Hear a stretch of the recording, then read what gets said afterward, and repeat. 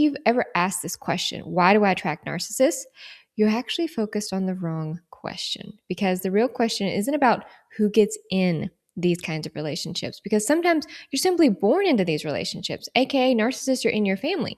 The real question you need to be asking is about who stays in the relationship, because there are definitely things you can learn about yourself that helps you just understand why and how you stay and get stuck. And before I go any further, I want to be very clear that the main reason you stay stuck in this relationship is because you're being abused. I will never put the blame on the survivors for why they stay in these relationships, when the reality is you stay because you're being exploited.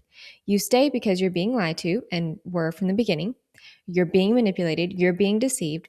And if you really knew who the narcissist was and that they were intentionally manipulating you from the beginning, you would have made a different choice. So it's not fair for you to take the blame here when you've been making decisions about this relationship without all the information.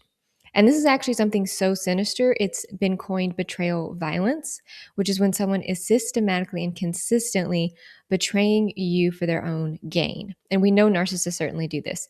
They gaslight you, aka they make you doubt yourself to the point that you don't even trust your own perceptions. You don't even trust your own eyes, what you're seeing, what you're hearing. They use a type of gaslighting called DARVO, which stands for deny, attack, reverse victim, and offender role.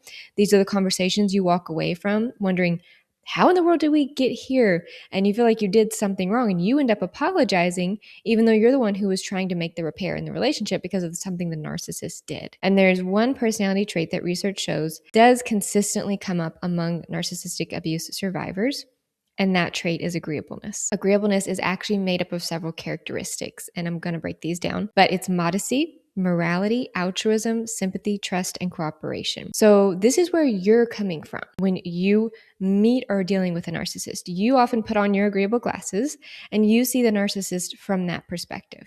Here's the problem with that. Narcissists are not agreeable. They are disagreeable. They are fundamentally opposite to you.